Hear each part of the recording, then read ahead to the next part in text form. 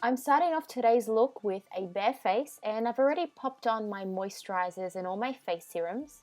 The primer that I'm using today is the BECCA Backlight Priming Perfector, and I'm popping this on everywhere to give my skin a natural looking glow. I want to keep my base somewhat light and skin-like. The Kajal Aqua Foundation is one of my favorites right now, and I love applying it using my Sigma Beauty 3D Kabuki brush. It does look a little wet when you put it on, but once it settles into the skin, it is absolutely beautiful. On to priming the eyes. Despite the fact that our eyeshadow look is quite simple today, I am using my BECCA Stay Don't Stray eyeshadow primer, and I'm not just popping this onto my mobile lid, I'm applying it to my brow bone and also my lower lash line and inner corner. So anywhere that you're going to be applying an eyeshadow, you want to apply a base. Guys, I've got to tell you, this brow definer by Anastasia Beverly Hills has saved me so much time in the morning. It is such a beautiful product, very easy to work with, not too soft, not too firm, and the size of the actual product just makes filling in your eyebrows so much more quicker, plus the spoolie on the end just helps to diffuse the product and soften the brow pencil. Once I'm happy with how I filled in my brows, I like to set the brow hairs in place. This is a really good one. It's by L'Oreal Paris. It's the Brow Plumper, and it won't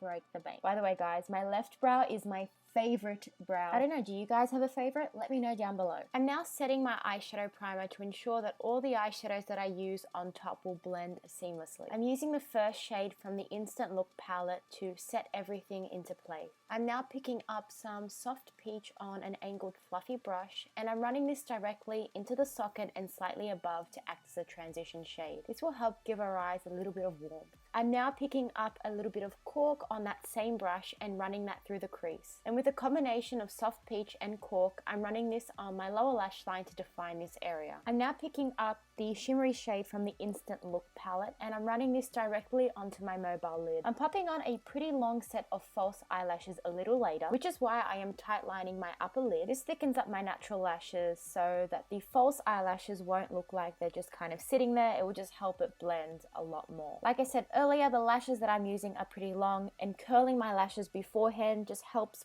to prop the lashes up, making them look more natural.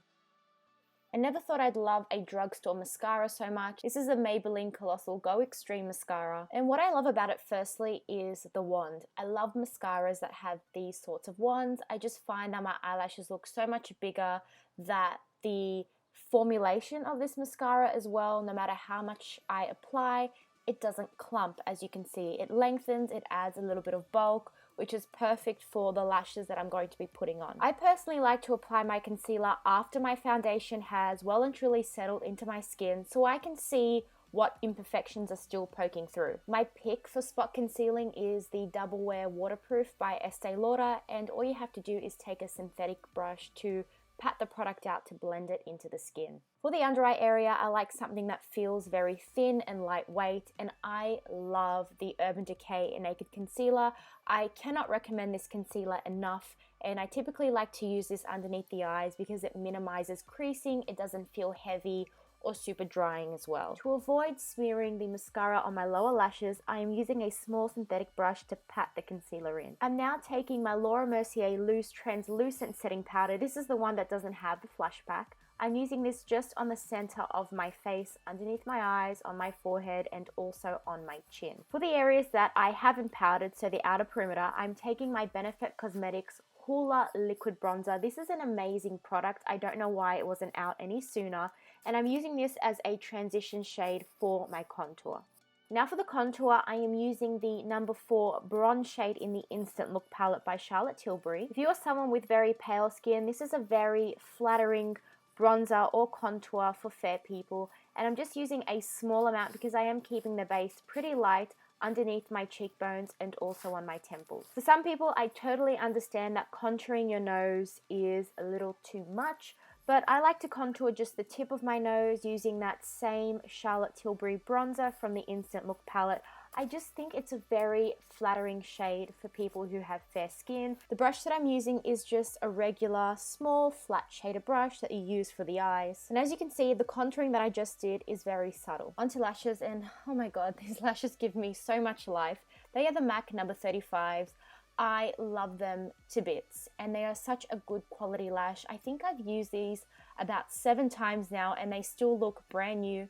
So Yeah, I'm just popping them on. As you can see, they're quite fluttery and long, and I absolutely adore them. If you want eyelashes to make your eyes super big, these are the lashes to go for. In the previous clip, I applied just a small amount of highlight to the inner corners of my eyes. Now I'm taking one of my favorite pink lip shades from Rimmel London.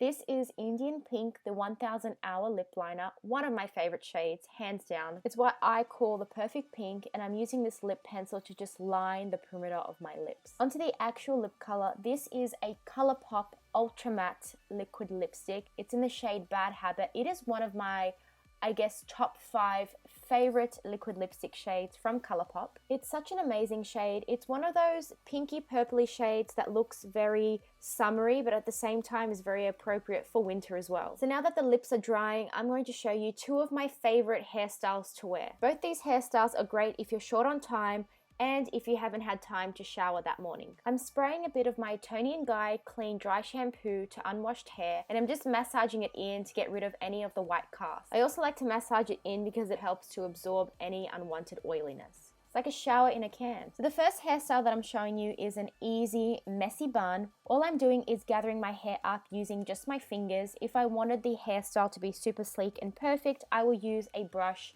and hairspray, but this particular hair look today is pretty undone, so you can get away with just gathering it up in your hands and securing it with an elastic.